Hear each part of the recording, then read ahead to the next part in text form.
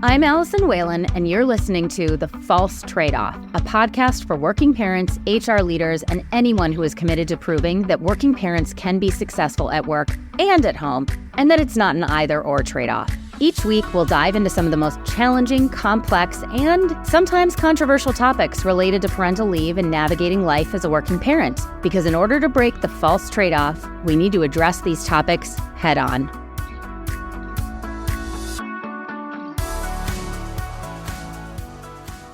Welcome to today's episode of The False Trade-Off. Today we're talking about invisible labor. More specifically, the concept of fairness in relationships when it comes to unpaid domestic work and childcare, something that data shows women shoulder at least 2/3 of for their families. Navigating the mental load is something that comes up often in parental leave coaching programs, especially as we work with new parents figuring out their new normal and the additional responsibilities that working parenthood brings. So we thought, what better way to dig deep into this topic than with Eve Rodsky, the fair play champion herself?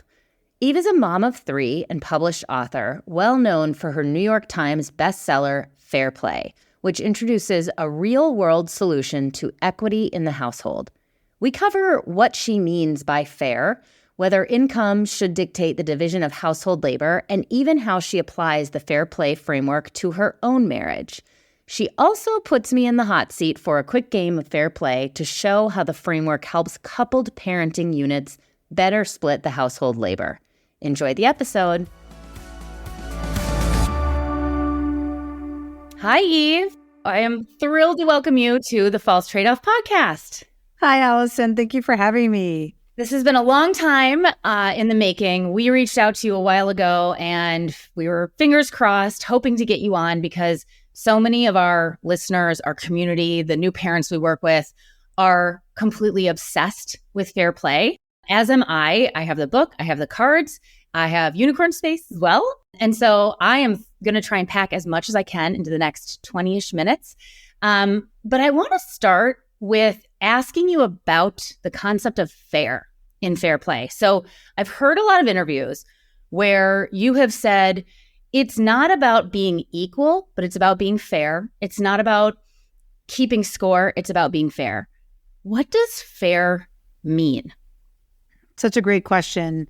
So fair is a concept that has to do with equity, Allison. This idea that equality is not always the right lens in which to look at an issue. And in fact, I've been researching the gender division of labor for over 10 years. It was not on my 3rd grade, what do you want to be when you grow up board? It did not say gender division of labor researcher, Allison. I think it said veterinarian. But such is life. I'm sure you feel the same way.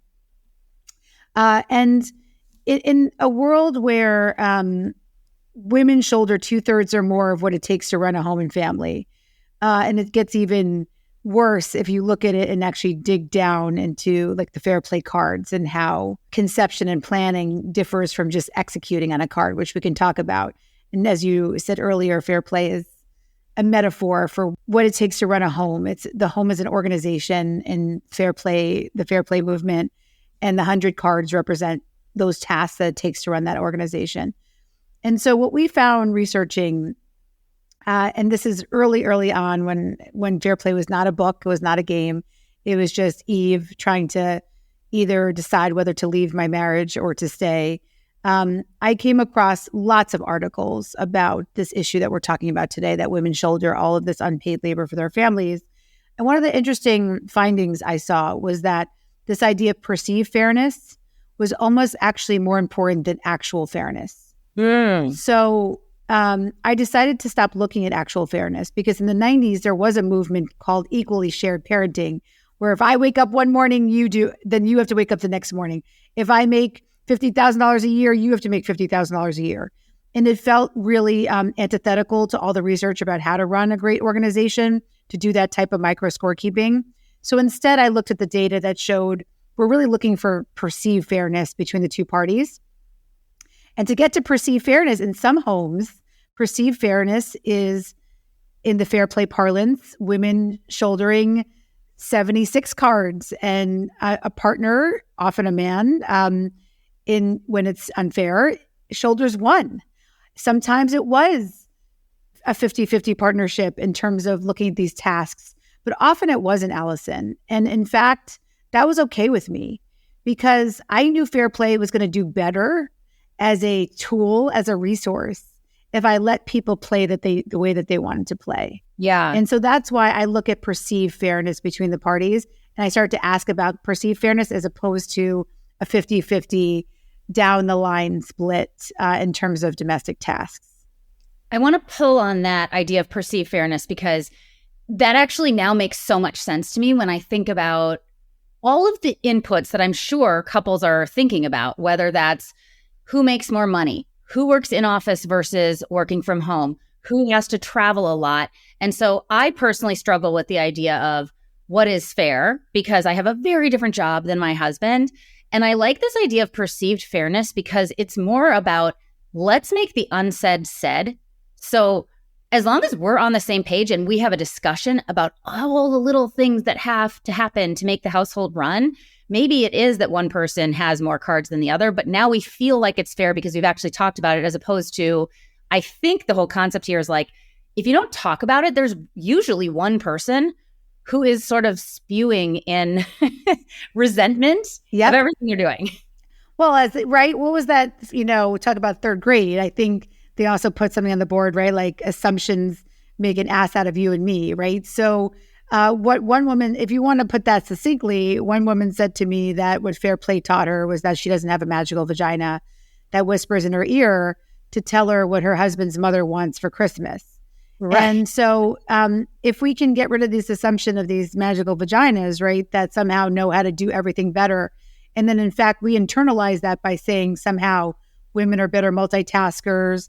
In the time it takes me to tell him, her, they what to do, I should do it myself. We say things like, well, my job is more flexible. We start to internalize these toxic time messages is what I call them, so that we justify, we become complicit in our own oppression because we start to justify why we believe what we believe. And so if we can take a sort of a step back and say, yes, fairness is going to look different for everybody. But the one thing I'm asking for is to replace your assumptions for some version of structured decision-making. And we know, and Jessica Nordell has a great book called The End of Bias, that the way to end bias actually in many areas, not just in the home, is to replace assumptions with structured decision-making. And unfortunately, the structured decision-making, Allison, can't just be on who does what in the home. Otherwise, fair play cards would have been invented already, years and years ago. Unfortunately, what we need to address is just bigger than who does what. It's looking at getting rid of assumptions and adding that structured decision-making for three things. Systems, which is what we just talked about. That is the who does what, the tasks, the fair play cards. But unfortunately, that's not enough. You also have to have those assumptions traded for structured decision-making around our boundaries, how we perceive each other's time, and also structured decision-making tools for how we communicate. And so that's why fair play had to become a movement, because it's really a secret formula for how to run your home, recognizing that, of course, what you do is so important because we need to have corporations be involved and we need the federal government involved and state governments involved to make things easier for parents. So thank you, Allison, for all of your incredible work. But at least we know even if we're breathing polluted air, we still have to breathe. And so what fair play says is that you can take agency in your own home while we wait for these other things to happen. And part of that taking agency in your own home is that structured decision-making around a secret formula of 1, boundaries, 2, systems, and 3, communication. What role does money have in this? I have to, and you talk about this a little bit, or not a little bit, you do talk about this in your book around how part of the problem potentially is that, as a sweeping generalization, in heterosexual couples, the man usually makes more than the woman. And so it's sort of this default of, well, if he makes more money, then I should be, it's more expensive for him to be doing these things around the house. How do you think about navigating that financial piece? Is this about money or is it not really? It's not at all about money. It's literally the opposite of about money. And for two reasons. One, because men will always make more money than women for now, because of the gender pay gap, because of the assumptions that women do more in the home. 70% of our pay gap is, and the fact that we don't get promoted is due to the fact that we have something called the motherhood penalty. So even if you don't look like you're going to be a mother, that penalty is still going to be applied to you if you're in your childbearing years. And so we absolutely cannot look at this as a money situation or who has more flexibility in their job, because that will always put the power back to men, and it will never, ever break any of the systems. It will just keep repeating the same cycle, same shit, different decade. So instead, I like to say is that we have to look at time and how you want to live and act in your home organization. And I fundamentally believe, regardless of who makes more money, that we have to look at our time as equal. There's equity, like I said earlier, in how many cards you may hold. I'm not saying that just because somebody makes more money, they should hold more cards or the exact same amount of cards. That's not what I'm saying. What I'm saying is that this is a boundaries issue. So before you can get to who does what, we have to look at what does it mean to hold and respect a true boundary for the people who live with you in your home, aka your partner. And that is to look at that person and say, I don't care how much money you make. I see that you have 24 hours in a day and you deserve as much time choice over how you use those hours as I do. That's the fundamental premise of fair play, right? That for me, yes, of course, when Seth took over cards, and we'll talk about sort of how that happens, but as Seth started to adopt the fair play system and hold unpaid labor, it was changing my life. But really the true change was Seth looking at me and saying, I can't believe I ever looked at your time as money. Your time is your time, and you deserve as much time choice over how you use your day as I do. And if I'm getting 3 hours after our kids go to bed, 4 hours after our kids go to bed to watch SportsCenter, work out, finish a PowerPoint deck, where you, Eve, are doing things in service of our home until your head hits the pillow 2 hours after I go to bed. That's fundamentally unfair. And we're not going to live that way anymore.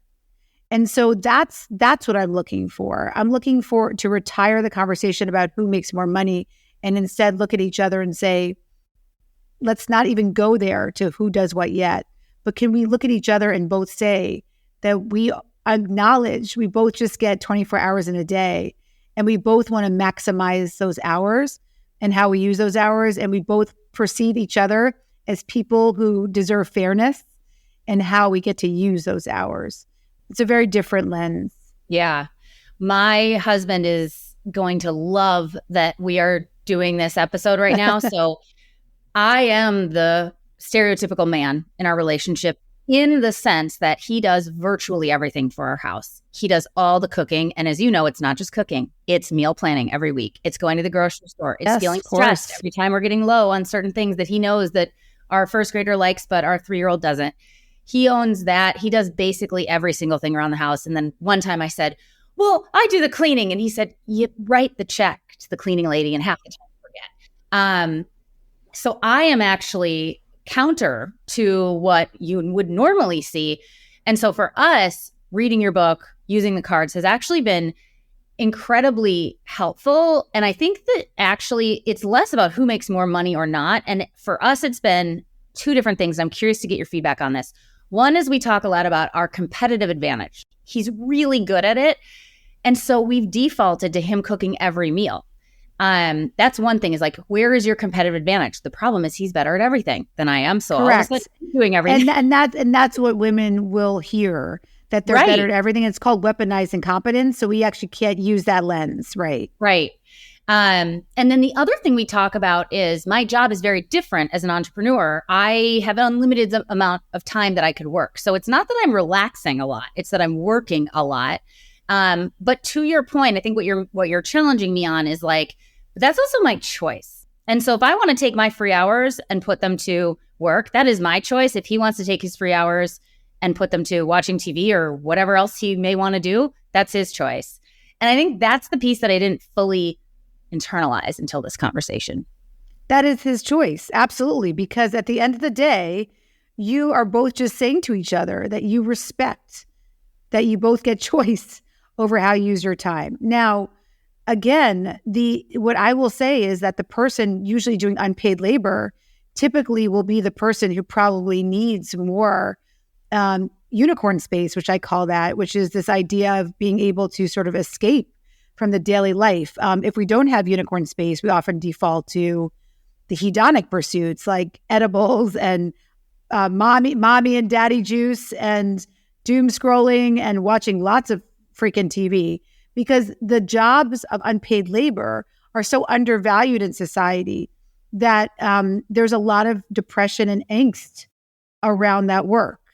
If it was more valued, right, this is again why fair play is a movement and not just a game. If we valued an hour holding our child's hand and the pediatrician as much as we valued an hour in a boardroom, then the people doing the unpaid labor probably wouldn't need as much time choice to do some of that mommy juice, edibles, all the things that we have to do to get us through our days. Because that work it's so taxing, it's so undervalued, but it's also incredibly overwhelming. But as I like to say, especially for the men out there who are still saying things like, well, if my wife is so overwhelmed, just get help. What's nice about the Fair Play cards is that it helps you, again, if you're going to use it as a scorekeeping tool, then please don't come to this amazing podcast. This is to really understand that this tool of who does what in the home is really meant to, instead of looking, like I said, it's like, well, you do that or I do this. It's meant to say, these are literally our humanity, Allison, right? So we want to start valuing. And so I'll just do this with you, just so you see what I mean. So a lot of times what we're asking people to do is look at their deck, first of all, and say, can you take things off? Because it's, even if your partner wasn't the one holding that as many cards, what you would realize is that even when two people are able to manage the load, it's still overwhelming, even if you have a fair partner, because it is more than a nuclear family can handle. Let's just say that in America. And that's what you're working on. You're working so beautifully, right? To help and invite corporations in to their full power and helping in this caregiving conversation. But I think some of the beauty of understanding that this is not a who does what conversation. And even if it changes, Allison, and one day you go back to being the default, the she-fault, and your partner ends up, in an entrepreneurial role, or they take a job, things change. And so the goal is to have some fluidity, but understand how valuable these cards are. So I just would think it would be fun to play a game. So, and then again, as you, the person who holds less, what's your partner's name? Jake. I'm sweating. Jake. No, I was just going to say, we love you, Jake. But I want, again, to value what Jake does. So I'm just going to pick a card. Let's just go. All right. Okay. Tell me when to stop. I actually asked him last night, I said, how much am I allowed to talk about you on this? And he got real nervous. Oh, well, that's all I wanted to say. This is not about him. This is about you. All right. But keep going. Keep going. Just tell me when to stop. I'm just going to keep shuffling. No, he's fine with that. I mean, I think what I have realized, what I didn't appreciate is how taxing it was for him. Even the other day, he thanked me for buying new toothbrushes for the kids. And I said, why'd you thank me for that? And he said, well, because I can't believe you noticed. And it was such an insight into, he's always looking around. There is no difference in I don't actually know how he ended up taking over everything. And the mean, selfish person is like, I hit the jackpot. But the loving person is like, this is not sustainable. Well, it's never sustainable, but that's also why you check in. And that's why I said it's a boundaries, systems, and communication formula. Because if you thought that it was sustainable to never talk about the home, Allison, then it's like you telling me and coming to my check-in and I'm your doctor. And for you to say to me, I say to you, are you fit? And you legitimately say to me that you exercised once in 2014, right? And yes, you were fit. Right. This is a practice. Okay, so pick a card. So tell me when to stop. Stop. Okay, let's see what we picked. All right, here we go. Bedtime routine. Ooh, this is one I actually do okay at. Well, not today. I want to know about your childhood. That's what I want to know. I want to know what your bedtime routine looked like when you were a kid. Honestly, I have no idea. Okay, so tell me what you do remember about it. Like, so you're 7 years old, you're home. Who was there? Did you remember who put you to bed? I think both of my parents. Okay, so you had two parents home. Okay. Yeah. Did you have siblings? Yeah, and I shared a room with my I'm the oldest. I shared a room with my middle sister. Okay. My memory of bedtime is always with her. Oh, I love that so much. Are you still close? Yeah, she moved into my neighborhood a few blocks away because, as you know, you can't survive a lot of stuff without family. Okay, so look what I just learned about Allison that was 11 seconds. I learned more about you than in this whole conversation. I learned that you had two parents in your home. I learned that you had a sister that you got to sleep with at night. I learned that you have a family member close by to hopefully pitch in for all the safety net reasons we need people close to us when we have families. That's what I'm looking at. Because the problem is, if we look at this conversation as just who does what, or if you're so overwhelmed, just get help, or stop complaining because I make more money, which is where your question started, then we end up in the scorekeeping mentality that really is a race to the bottom. If we look at these cards or these tasks, the 100 tasks that represent sort of this fair play movement, and we look at them as our humanity, that there are core memories, that bedtime with your sister is probably one of the reasons you're close to her now, I'm going to say. Then we know a lot about Allison. We also know maybe where Allison would come from. So say I see later on that you and your partner have a disagreement about whether kids should share a room.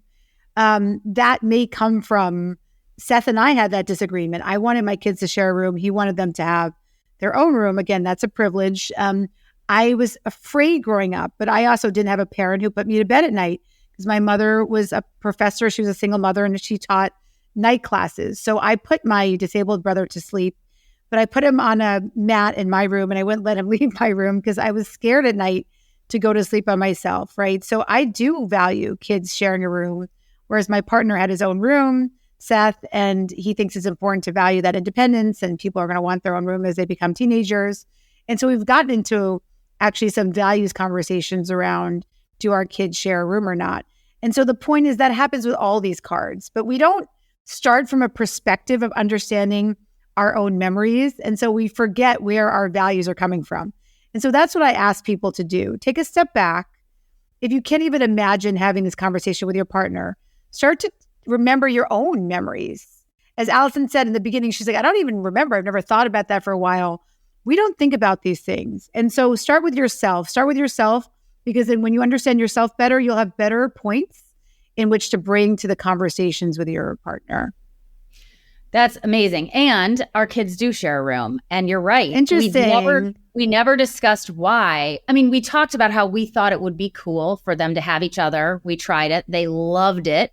And it's like their security blanket. But you're right. Amazing. We never really parsed through the why. Yes. And I love that. I bet I'm going to guarantee that part of your underlying why was the fact that was something that you did and you had value in it. Yeah. Okay, we are almost at the end. This is amazing. I still had so many other questions for you. We like to end with rapid fire questions. We put on LinkedIn that you were coming on. A ton of people sent us questions. So the idea here is answer them as quickly as possible because I know we're running out of time. And let's do this again. Let's do this again for Unicorn Space for a 2.0. I know. I was going to say I haven't even gotten to that section. Oh my goodness. Okay. So rapid fire here. What is your advice for someone expecting their first child as it relates to fair play? Oh my gosh. My number one piece of advice is if you're looking at the boundary systems communication formula, start with communication now. Start implementing a practice of what I call the check-in, where you're not going to give feedback in the moment, but you have conversations when emotion is low, cognition is high. Every single night, 10 minutes with cookie dough or glass of wine. Bring a timer. And I don't care if you don't know what to say in the first couple of conversations. Every night, 10 minutes a day, check-in emotion is low, cognition is high. What are the best and worst tasks to outsource? Great question. So if you look at the Fair Play cards, there's 100 of them. 50 cards are actually not outsourceable, according to our surveys. So the worst cards to outsource, I would say, would be like medical and healthy living. As much as you love Alexia, your nanny, she's probably not deciding whether or not your child's adenoids are being taken out. But the best cards to outsource are what I call the daily grinds. So daily grind cards there's a little coffee cup next to them, and they are from your data out there. People like you have told me that they love to outsource things if possible, like cleaning, like dishes, laundry, and meal planning. A lot of people are now outsourcing meal planning through, certain delivery services and things. Funniest story you've heard about a couple's experience with Fair Play? Oh my gosh, there's so many. I will say just really quickly that it was probably Richard and Amy, a couple who came to me during the pandemic, where the non-default parent took over a non-outsourceable card called Magical Beings, which includes Santa, Tooth Fairy, Lucky Leprechaun. He became the Tooth Fairy. The first time he was the Tooth Fairy, the Tooth Fairy did not come. Because they were in Fair Play, she did not do the verbal assassin, you ruined our child's life. And he did not blame her for forgetting to remind him to put the dollar under the pillow. He took accountability, and he tells me he emails in front of her toothfairy@gmail.com and said, hey, what happened to the teeth? Like, you were supposed to come. And he says that during his workday, he got a response from toothfairy@gmail.com. He showed it to his daughter. So thank you, toothfairy@gmail.com. Whoever you are out there, you're doing God's work. He showed it to his daughter and said, the Tooth Fairy said there was a supply chain issue with teeth. We can't, because of the backlog during COVID. And so she's bringing you twice the money. And he's still the Tooth Fairy. But I love that story, because not only did toothfairy@gmail.com, come in to save the day, but it shows what happens when you just make these small micro changes. Right. Almost done. One personal example. I know you share a lot of personal stories, but maybe one personal story you haven't shared about how Fair Play has helped your marriage. I'd say for me, the biggest change in our marriage was that Seth was one of the most, open-minded thinkers, I thought, in terms of supporting my career and being a quote-unquote feminist, but really, really believed that time is money. And he just couldn't get his head around this idea that because I made less money than him, that he should take on unpaid labor. What I will say now is what he says to me, sort of 10 years later, when he holds probably more similar to you, Allison, more cards than I do, and still makes more money than me. I will say that he says that there is not one day since he took over this work that he regrets any of it. That for him, his life has only been exponentially better because he knows the fundamental insides and outs of our children. And so that to me is something I don't get to talk about a lot because we don't reflect often. I tell a lot of early origin stories, but I will say now, 10 years later, we talk about it a lot. And there's not one day he says that he regrets anything. And it's been hard, Allison, lice in the bed, people vomiting on him, lots of investment in sports, where your kid sits the bench the whole day. So lots of disappointments along the way, but doesn't regret it. Yeah. So powerful. Final question. What do you want people to do who are more interested in this? Do you want them to come to you, to find you, to buy your book? And what's coming next? What do I want people to do? I want them to realize that they are cultural warriors. So Allison, the fact that you have a partner, Jake, who holds more cards than you do, who does unpaid labor, I need Jake to parent out loud, because it's still so rare to have a man be in that role. Jake is a cultural warrior. So that's all I would like for you to do. If you are playing fair, please talk about it on LinkedIn. Talk about it on your podcast. Talk about it with your colleagues.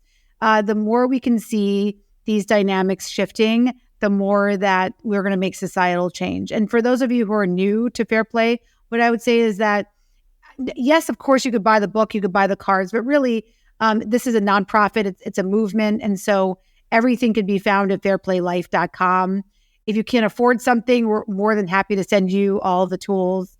Just reach out to us at info@everodsky.com or info@fairplaylife.com. Wonderful.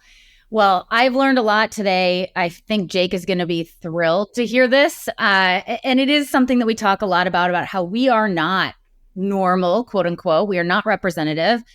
I need to get better, but also it is kind of cool that we are starting from a different space and we can figure that out. And you're right that every time we challenge what the sort of gendered stereotypes is, it does help further that conversation. So I really appreciate that. Absolutely. Absolutely. Keep letting Jake hold more cards. I'm not going to let him off the hook that way, because I do like that you're challenging those stereotypes. It's very important from a cultural perspective, but also I think from a relationship perspective, all time is created equal, and just have that check-in to make sure that things are being perceived as feeling fair to both you and Jake along your amazing ride as an entrepreneur. Well, thank you so much. And I hope we continue to stay in touch and continue to learn from you. Thank you, Allison. Thanks for listening to this episode of The False Trade-Off. Make sure to subscribe if you like what you heard, and give us a follow on LinkedIn to continue the conversation on all things working parenthood and parental leave. Is there a topic you'd love us to cover in a future episode? Drop us an email at hello@parentally.com. And if you're looking for support on preparing for parental leave, head over to www.parentally.com. We have checklists, guides, and other free resources to help you make the experience a little bit easier. That's PARENTALY.com.